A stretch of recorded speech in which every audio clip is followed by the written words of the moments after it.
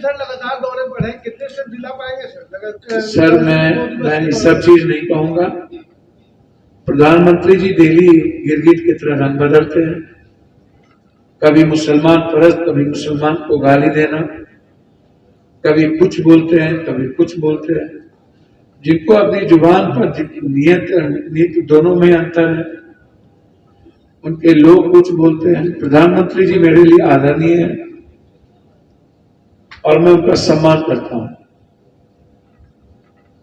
लेकिन प्रधानमंत्री जी को एक ही भरोसा था, राम पर, जिसको दोनों शंकराचार्य ने अब सगुन साबित कर दिया। राम को जो लाए हैं हम उन्हीं को लाएंगे। राम नहीं होते तो हम कहां होते? राम थे, राम है, तभी तो हम लोग हैं। राम को लाने वाले कौन लोग होते? तो एक तो यही अपशगुन हो गया, और दूसरा अपशगुन हो गया कि खरमास में नक्षत्र तब सब खत्म हो गया। तो जैसे हनुमान जी ने हराया कर्नाटक, राम जी इनको हराएंगे यूपी और देश। इसलिए राम के साथ धोखा हुआ। मैं यही कहना चाहूंगा, प्रधानमंत्री पर देश न उम्मीद कर रहा है, न विश्वास कर रहा है, और न अब सपने हैं, न कोई जलवा है। मैंने पहला लाइन यही था, यदि फिर से ये कोई नई चाल या कोई नया खेल नहीं खेला। देखिए भैया, मैं पहले आप सबको धन्यवाद देता हूं, पूरी मीडिया परिवार को, और आपका स्वागत करता हूं।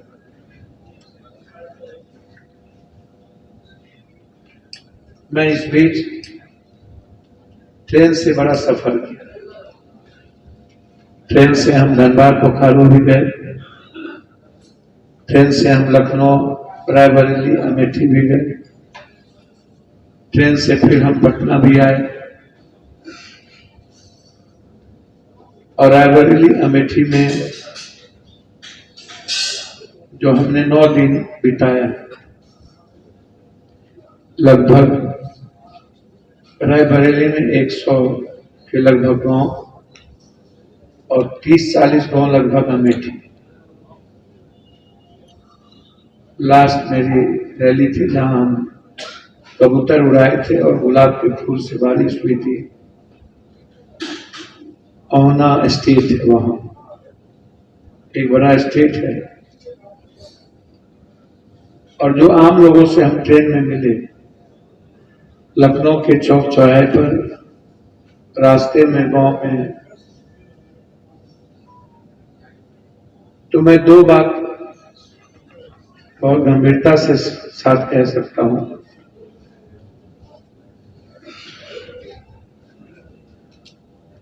कि आदरणीय मोदी जी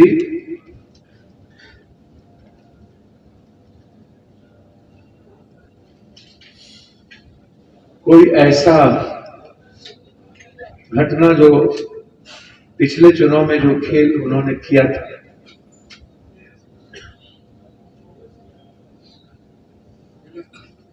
तो मेरा मानना है कि भीषण पराजय का सामना उन्हें करना पड़ा।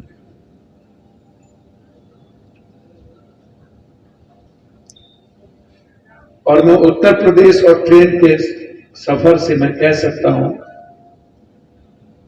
कि लगभग उत्तर प्रदेश में 50-50 का गेम।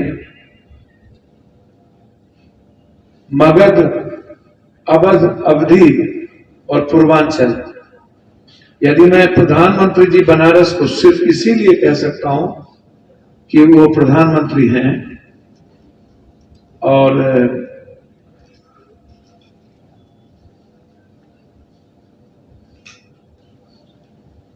इसीलिए थोड़ा सा मैं कह सकता हूं उनको एज मिले, कोई जो प्रधानमंत्री के कारण जो बेनिफिट उनको अपडाउट बेनिफिट ऑफ डाउट की बात नहीं कर रहा। वहां हमारे कैंडिडेट अजय राय जी बहुत मजबूत है और सभी जाति धर्म वर्ग के लोगों के वोट उन्हें मिल रहा है। हमारे कैंडिडेट को माइनॉरिटी से लेकर अंतिम वोट तक मिल रहा है। प्रधानमंत्री जी कई वर्ग हैं जिससे वो वंचित है, उसमें माइनॉरिटीज के लोग भी, उसमें ओबीसी के लोग भी, जिसमें ज्यादा है ही है, और हमारे कैंडिडेट को सभी वर्ग के लोग, चाहे किसी भी जाति, लेकिन बस बेनिफिट ऑफ डाउट जो है, यदि मैं वो सीट छोड़ दूं तो पूर्वांचल और अवधि में कोई सीट नहीं है जहां बीजेपी क्लियर में कट चुनाव जीते।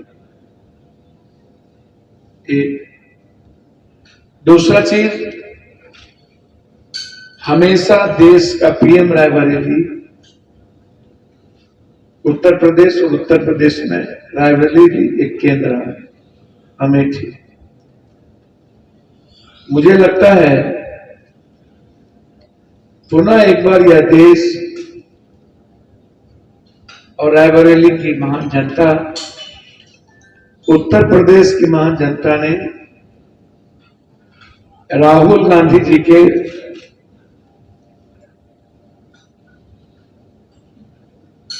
एक सच्चाई के रास्ते चलने वाली एक आवाज, जो सभी जाति धर्म वर्गों का जिन्हें मिला, वह व्यक्ति स्वाभाविक इस देश के प्रधानमंत्री के उम्मीदवार, जनता के उम्मीदवार होगा। और किसान, महिलाएं, युवा वर्ग,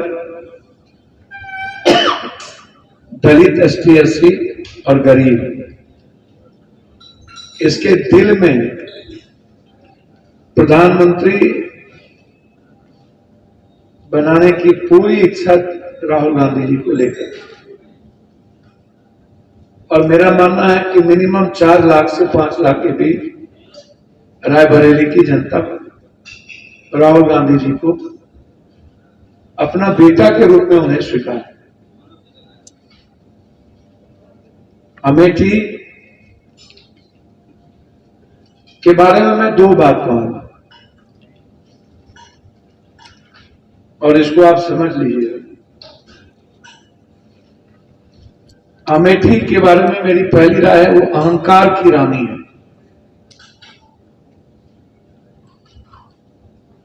अहंकार की रानी, जिसको कई बैकअप है, जो परछाई है,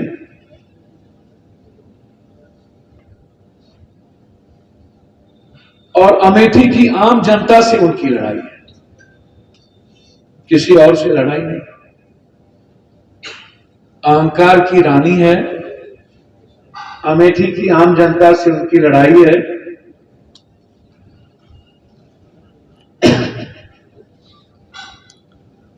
और उनका हारना तय है।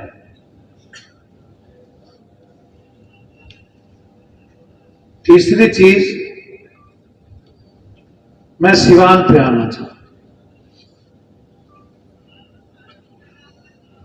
जिन परिस्थितियों में साबुद्दीन जी की मौत हुई,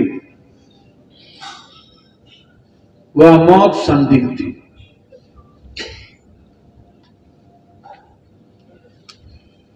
और आज तक न्याय नहीं मिला। अपनों ने भी न्याय की बात नहीं उठाई, और ये बात हम लगातार कह रहे हैं कि उन्हें न्याय मिलनी चाहिए।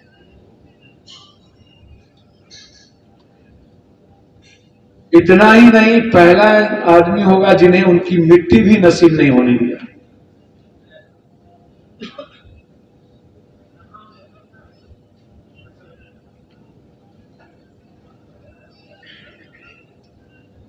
और हम और हमारे साथी चाहते हैं उनको न्याय मिले।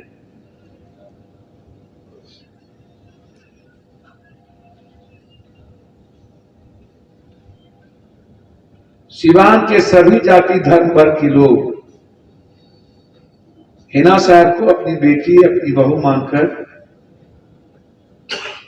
चाहते हैं कि वो उनका प्रतिनिधित्व करे। और पप्पू यादव के लिए जनता की आवाज भगवान का संदेश है।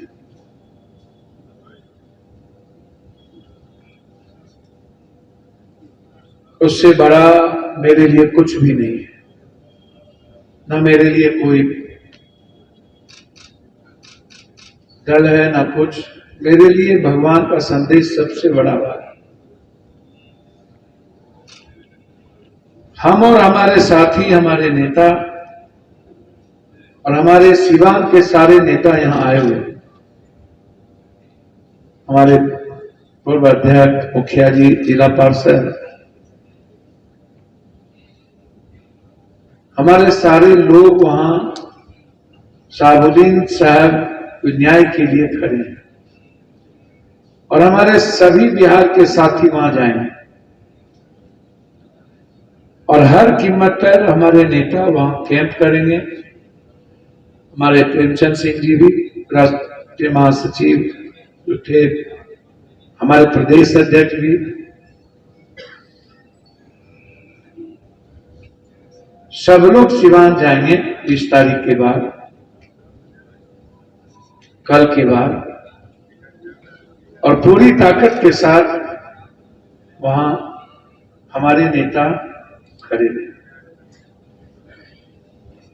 हमारी जब जरूरत महसूस होगी हमारे नेताओं को, तो मैं भी सिवान जाऊंगा।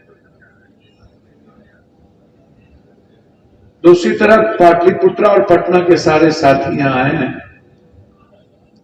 और छपरा के भी मेरे पूर्व 3 बार मुखिया रहे अध्यक्ष दिलीप राय जी, मंटू जी, सभी लोग यहां मौजूद हैं।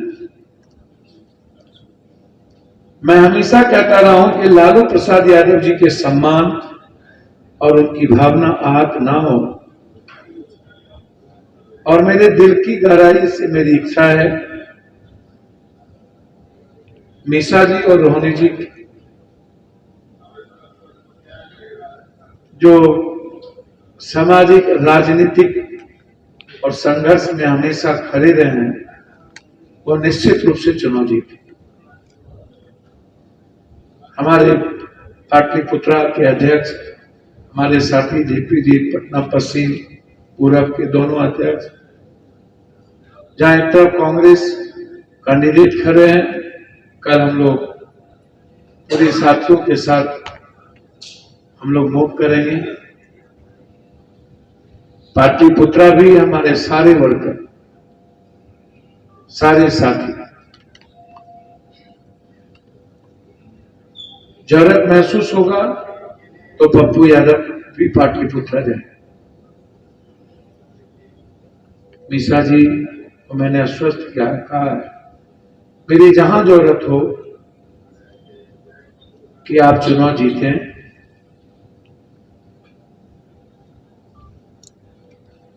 तन मन धन सभी चीज से मैं आपके साथ। हमारे साथी सत्येंद्र पासवान जी के नेतृत्व में वहां हैं और हमारे जिलाध्यक्ष टिंकू जी, पटना पश्चिम और पूरब, और छपरा में दिल्ली मंटू जी, और सिवान के साथी कहाँ उठिए, सब एक बार उठ जाएंगे। मुखिया जी, अध्यक्ष जी, सभी लोग, सारे मुखिया जिला परिषद से बैठे।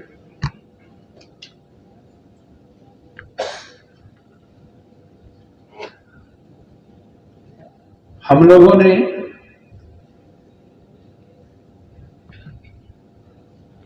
इंडिया कैंप ना जीते इसके लिए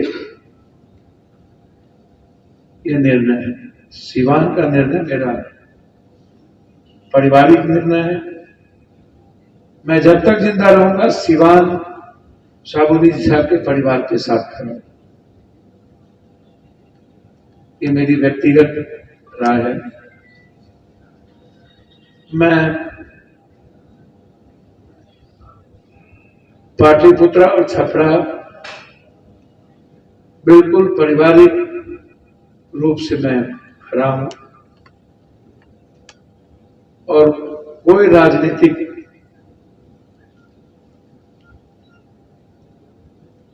जो दुष्टता होती है, ये सब देश को बचाने में कोई कहीं बाधाएं नहीं। अंतिम बक्सर और जहानाबाद के हमारे बक्सर के जिला परिषद अध्यक्ष, बक्सर अध्यक्ष यहाँ बैठे हैं, जहानाबाद के नगर अध्यक्ष पासवान साहब, जिला उपाध्यक्ष और आरा के हमारे सभी साथी, हमारे लाल साहब वहीं आते हैं। हम लोग की राय है कि आरा बक्सर के सभी साथी यहाँ मौजूद हैं कि हम लोग के पास कोई दूसरा ऑप्शन नहीं मिल रहा, क्योंकि वहां जो आरजेडी के कैंडिडेट हैं वो आम लोगों के साथ कनेक्ट नहीं है। इसलिए हमारे पास वहां अनिल जी जो बेहतर तरीके से समाज के हर वर्गों का, सिर्फ एक जाति का नहीं, सभी जाति, हम लोग मजबूती के साथ कोशिश करेंगे उस 5 कोण में अनिल जी को पूरी ताकत के साथ समर्थन हमारे नेता, हमारे साथी आरा और बक्सर के साथी। उसके बाद जहां भी माले और कांग्रेस है, हमारे सारे साथी कांग्रेस और माले के साथ, सीपीआई सीपीएम के साथ हम लोग थे। माले और कांग्रेस जहां भी वहां कोई दूसरी बात नहीं होगी। जहानाबाद में हम लोग जो वर्कर की तरह मुनीलाल जी हैं, हम लोग सभी लोगों की राय बनेगी, उस पर हम लोग, हमारी संभावना है कि मुनीलाल जी जो बिल्कुल वर्कर हैं, पूर्व विधायक हैं, और हम लोगों ने राय विचार भी की है और आगे भी हम लोग यहाँ राय विचार करेंगे। जो भी एनडीए गठबंधन को वहां चुनाव हराएगा, हम लोग उनके साथ। वैसे मुनीलाल जी वहां के बेसिक वर्कर है, वहां मुझे लगता है लड़ाई मुनीलाल जी और अरुण जी के बीच न रहे,